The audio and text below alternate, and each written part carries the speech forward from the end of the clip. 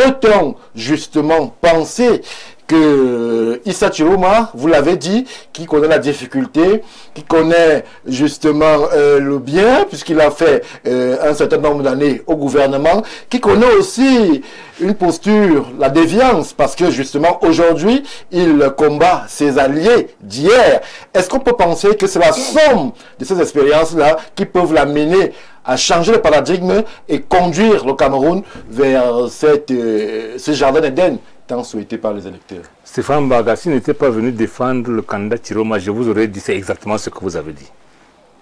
C'est-à-dire, je vous ai dit, l'expérience est un ensemble d'acquis qui ont produit quelque chose. Hein.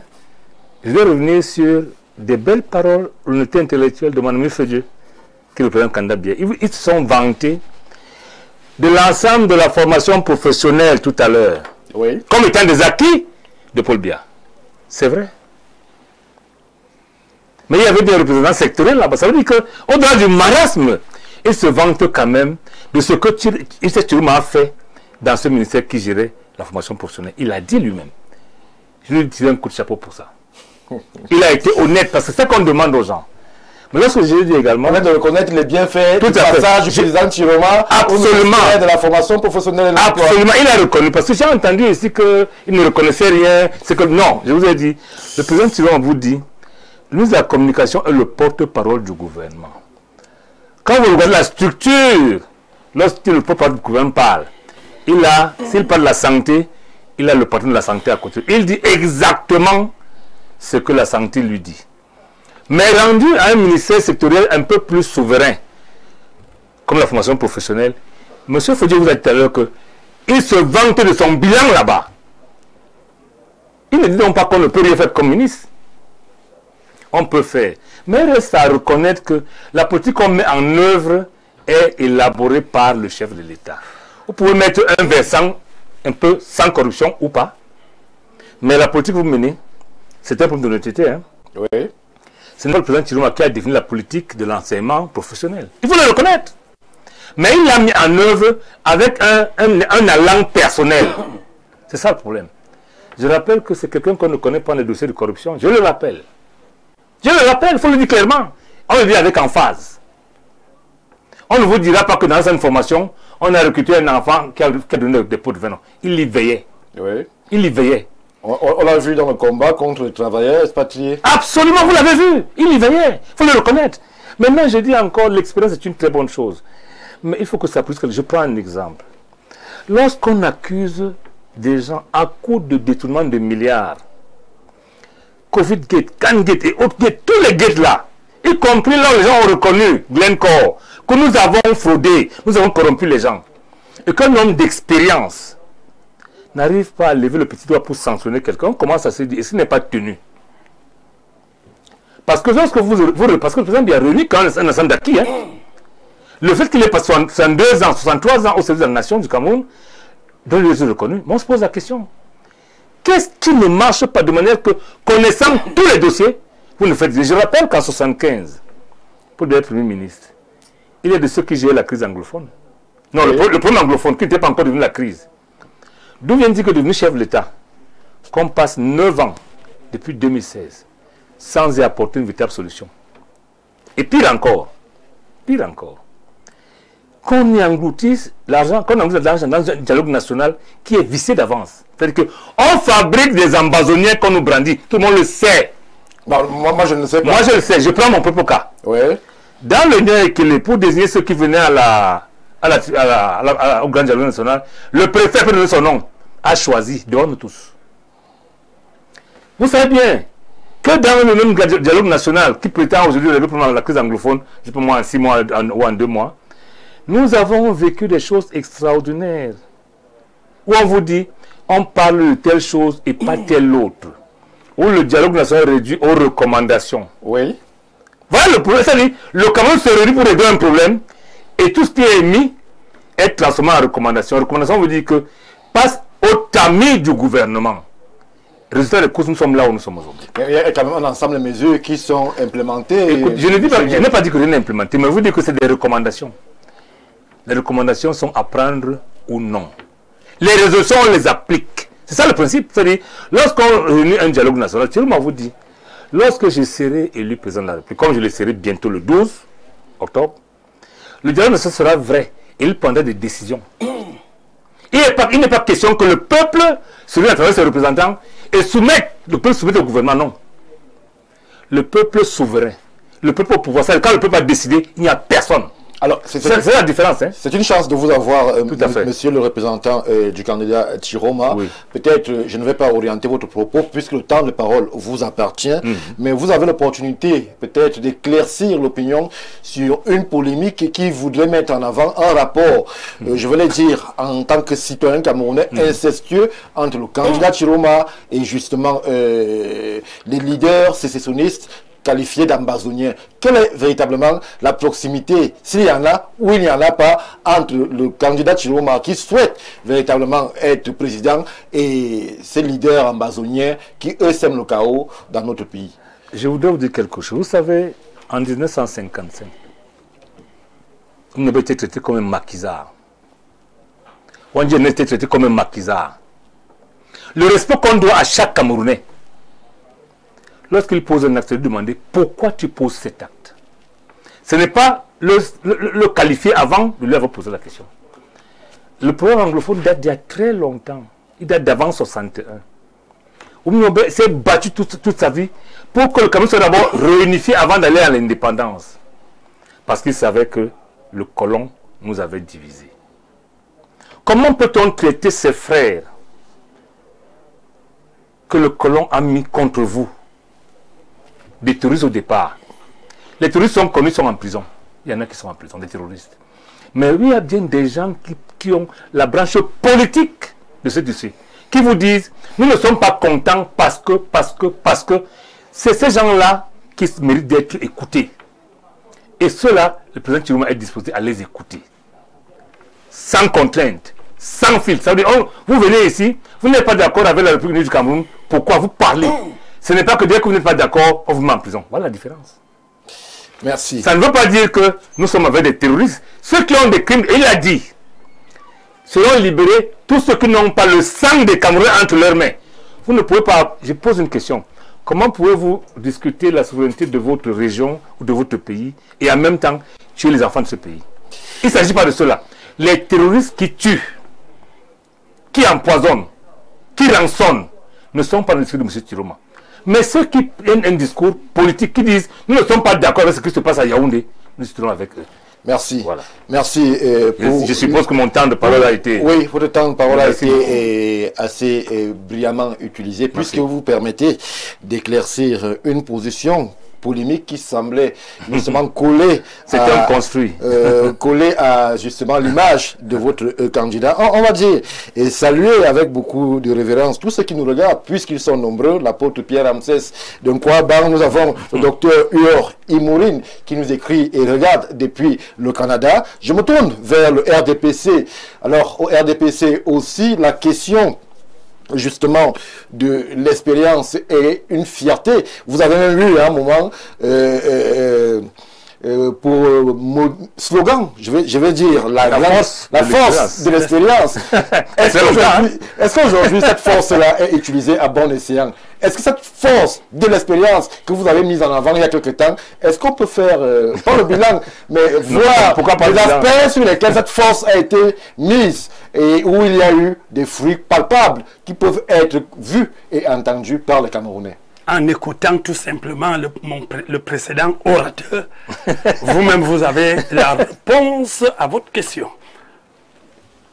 Si je m'en tiens, ou encore je me retiens juste sur la crise des régions anglophones avec le dialogue. Oui.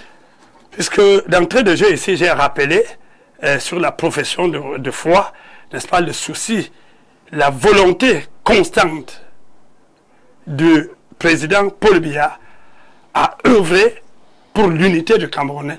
Et pour œuvrer pour cette unité, il faut continuer à chercher les voies et moyens pour suivre le dialogue qui a été entrepris il y a quelques années pour qu'on finisse par pacifier toutes les régions du Cameroun. J'ai commencé par là. Et vous avez vu l'expérience. Je l'ai dit ici que l'expérience porte déjà même dans la maîtrise de la Constitution, oui, dans la subtilité de l'administration. Quand on vous dit que au bout, à la sortie du grand dialogue, les recommandations devront être que les résolutions applicables, sans autre forme de procédure. Moi, j'ai dit non. Il y a problème. Recommandation à sa place. Parce qu'à la sortie, lorsqu'on fait des recommandations, à la sortie d'un dialogue, il y a des actes qui sont pris par décret du président de la République. Oui. Et ceux qui ne relèvent pas d'un décret du président de la République, qui sont envoyés à l'Assemblée nationale, d'où les représentants du peuple statuent là-dessus. Ah bon? Et voilà ce qu'on entend par recommandation. On ne peut pas sortir d'un dialogue. On ne peut pas sortir d'un dialogue et appliquer les recommandations d'un dialogue entièrement, sans, n'est-ce pas, d'abord faire l'analyse pour enlever ce qui est dans les pouvoirs, sur les pouvoirs du président de la République. Il pourrait avoir des orientations du président de la République qui sont en contradiction. Le président de la République qui est justement choisi par le peuple, qui serait, sur le cas par exemple anglophone, en contradiction avec les orientations de l'Assemblée, qui elle aussi est pour le peuple. C'est compatible, c'est cohérent. Écoutez, je dis ceci. Oui. Écoutez-moi bien. Je vous écoute. Je dis qu'on ne peut pas sortir d'un dialogue. On adopte les résolutions, au lieu de faire des recommandations, on prend les résolutions, comme a dit le précédent orateur, à telle enseigne qu'on arrête tout. Si on dit, ok, telle chose, on fait tout par décret ou bien par une circulaire. Les recommandations nécessitent, n'est-ce pas, le traitement. Il faut de ces recommandations qu'on a prises, on fait des traitements pour voir les actes qui relèvent d'un décret présidentiel et ceux qui vont à l'Assemblée nationale qui nécessitent la décision du peuple qui est représenté à l'Assemblée nationale. Exemple, lorsqu'on sort du grand dialogue, le président de la République crée certaines institutions qu'on ne peut pas rappeler ici, les trucs comme le truc du bilinguisme, la Commission nationale du bilinguisme, ça relève de... Non, il faut le dire, c'est pas que vous direz le Premier ministre. Le président de la République a pris un acte pour libérer un ensemble de prisonniers de la crise anglophone. Oui. Il a pris plusieurs autres actes. Par contre, la loi sur la décentralisation, le président Paul Biya ne peut pas prendre un décret pour créer une loi, monsieur. Ça part à l'Assemblée nationale, bien qu'on y ait fait des recommandations. L'Assemblée, donc maintenant, qui est représentée par le peuple, c'est le peuple en ce moment-là qui vote sa loi avec les recommandations qui viennent du grand dialogue. Alors, une fois que vous avez fait cette précision, oui. Est-ce que, justement, pour vous, au RDPC, puisque l'UNDP propose et n'est pas contre une remise en question ou alors en cause de la forme de l'État, je crois que le FSNC... Ça dépend du peuple. Oui, ça dépend du peuple. Pouvoir. Est-ce que vous, puisque le champion du RDPC l'a plusieurs fois déclaré, que pour lui, il y avait un débat sur tout, mais pas sur la forme de l'État? Et je peux encore vous le rassurer maintenant. Oui. C'est très bien, vous posez la question à un temps qui est donné. Ceux qui jouent avec la République, ce n'est pas Paul Biya, ce n'est pas le RDPC. Nous partons sur un projet de société qui porte sur l'État unitaire décentralisé. Oui. Il y a ceux qui défendent le fédéralisme. Il y a ceux qui défendent même le fédéralisme communautaire. Bref, donc je voudrais vous dire, ce n'est pas ici que vous allez me poser la question sur la forme de l'État, dès lors que nous sommes en train, nous partons aux élections avec l'État unitaire décentralisé et il y a donc ceux qui ont le projet politique sur le fédéralisme. Je préfère plutôt m'attarder sur la crise anglophone parce que effectivement mon candidat a mis un point sur cela et j'ai comme impression que les gens veulent balayer en brèche les efforts qui ont déjà été même faits jusqu'ici parce qu'on a parlé, on a tenté de critiquer les apports du grand dialogue. Et moi, je vous rappelle que la crise sécessionniste, si on peut la qualifier ainsi, je n'ai pas vu dans un pays au monde où ça s'est arrêté comme par décret. ni présidentielle, ni un décret quelconque. La crise sécessionniste, on la travaille, on essaie de mettre en place une forme de dialogue qui va de manière progressive. Et la progressivité, le résultat dans la progressivité, dans le cas du Cameroun, se reconnaît. Aujourd'hui, on a les écoles qui ont ouvert. Aujourd'hui, on a même mis sur place le plan présidentiel de reconstruction, qu'on a reconstruit des établissements, les écoles, les gens vont à l'école, ils ne partaient pas. Et je ne veux pas venir aujourd'hui pour plaire à l'électorat, dire non, demain on va ouvrir les prisons pour faire sortir tel, parce que il y a ceux qui revendiquent les meilleures conditions et ceux qui revendiquent ceux qui sont les terroristes. J'aimerais bien vous poser la question, comment avez-vous déjà identifié ceux qui sont les terroristes et ceux qui revendiquent ceci? Parce que ceux qui revendiquent, ceux qui ont revendication politique se constituent en partis politiques.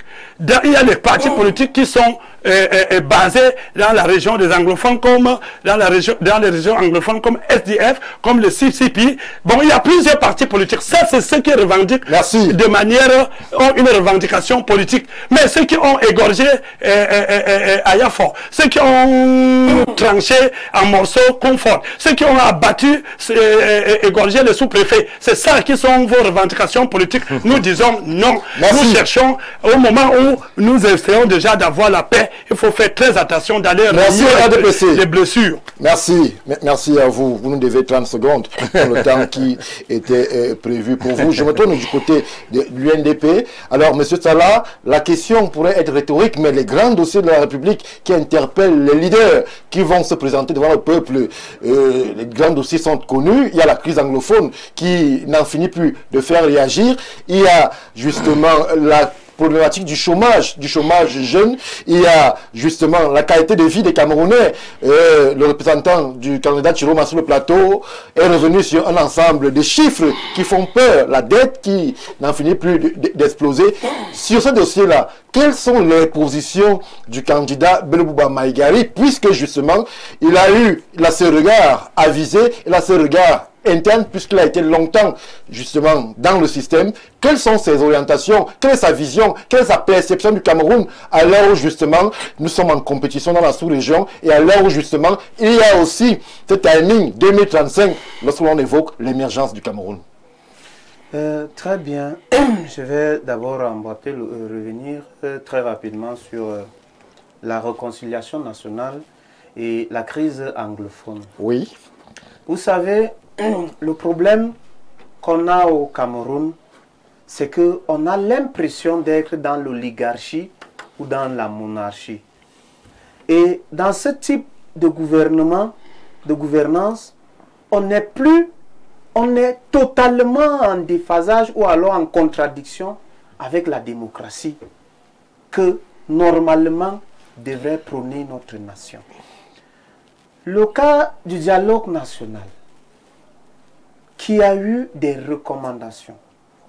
À ce niveau, lorsque nous partons pour négocier, pour parler, pour négocier la paix, pour discuter la stabilité, on a des recommandations et des interdits. On ne parle pas de ça.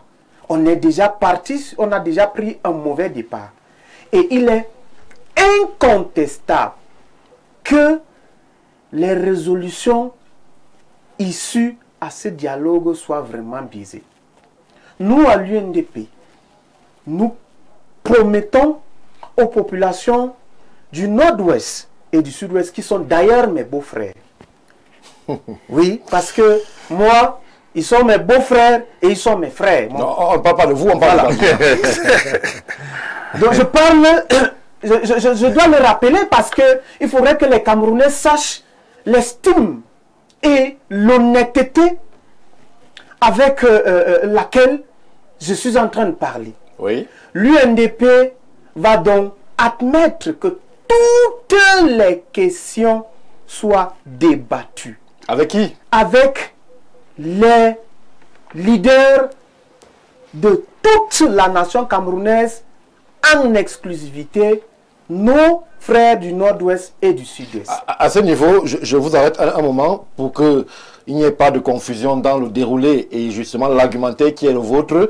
Comment est-ce que vous, à l'UNDP, vous ferez le tri entre ceux-là qui, justement, ont du sang sur les mains, qui ont ôté la vie à des citoyens camerounais, et ceux-là qui ont un versant politique et qui veulent justement revendiquer un ensemble d'erreurs dans l'histoire politique de notre pays? Comment est-ce que vous faites la clarification claire et précise pour que des malfaiteurs et des assassins ne soient pas assis à la table de l'UNDP en train d'échanger sur les questions vitales de la vie politique du Cameroun? Ok, je vais d'abord revenir sur mon propos, que je disais que l'UNDP va organiser un véritable dialogue où tous les fils et filles, les pères et mères de notre nation, oui, particulièrement ceux de la région du nord-ouest et du sud-ouest, seront appelés sur la table d'apaisement et de réconciliation où toutes les questions seront débattues sur la table. Aucune question ne sera taboue. Ni la question de la forme de l'État, ni la question de je ne sais pas, toutes les questions seront abordées. Maintenant, nous avons un homme pétri d'expérience, oui, qui est conscient et qui a d'ailleurs décidé de réformer la justice. Vous savez, on ne peut pas prétendre que nous allons directement venir et dire « Allez, hop, tout le monde dehors ». Non. Il y a des compatriotes qui ont été interpellés pour des opinions. oui. Alors je pense que, quand même avec la magnanimité du candidat Bello, l'on ne pourra pas condamner un citoyen parce qu'il a eu une idée ou il a eu une opinion. Je pense qu'à ce niveau, on pourra dissocier ceux-là qui ont commis des gaffes. Et d'ailleurs, cela reviendra de droit au président de la République qui sera élu le 12 octobre prochain, qui, sur le plan constitutionnel, a le pouvoir de gracier les détenus. Mais comme je l'ai dit, il y a beaucoup d'entre nous, beaucoup de nos compatriotes qui sont en prison parce qu'ils avaient des opinions contraires à ceux-là qui avaient la manette des choses. On ne pourra pas les maintenir en prison pour cela. Oui. Ça veut dire, si on maintient des gens parce qu'ils ont eu une opinion, parce qu'ils ont eu une idée, cela va en contradiction avec notre démocratie, avec ce que nous voulons bâtir, avec ce que nos pères fondateurs ont combattu. C'est cette liberté de penser, c'est cette liberté d'opinion qui fait de nous un état de droit.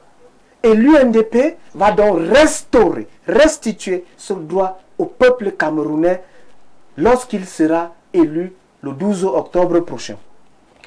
Je pense également que les jeunes qui sont majoritaires ici au Cameroun, avec la réforme des institutions, l'âge de participer, l'âge électoral au Cameroun est de 20 ans.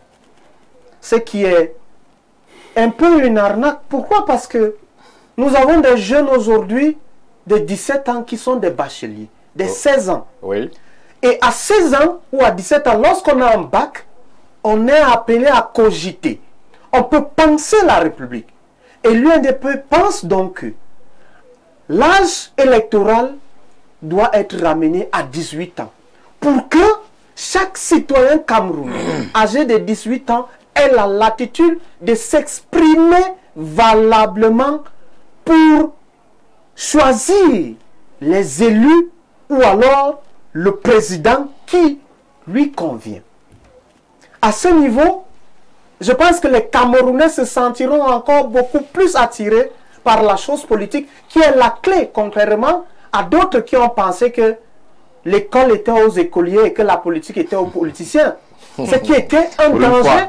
Je pense que normalement, moi, je parle en tant que citoyen maintenant, je demanderais à ceux-là qui l'ont dit de retirer parce que nous allons à l'école pour acquérir des connaissances et les mettre en exergue à travers les politiques publiques qui sont mises en place par les leaders politiques qui ont la responsabilité de gouverner les populations. Oui. Et si nous ne le faisons pas, l'école nous aurait servi à rien. Parce que on n'a pas besoin d'un master ou d'un doctorat pour être conseiller municipal, conseiller régional, député, sénateur. Et ce sont ceux-là qui tiennent les manettes des destinées des Camerounais. Alors, il y a un autre point que nous, à l'UNDP, nous voulons mettre l'accent. En 1 minute 36, c'est le temps qui vous reste. Les infrastructures, sur tous les plans. Nous avons aujourd'hui les difficultés dans notre pays. Je prends le cas du Septentrion. Pour allier Kousséri-Mokolo de manière aisante, il faut d'abord passer par N'Djamena. Ce qui n'est pas normal dans un pays sérieux.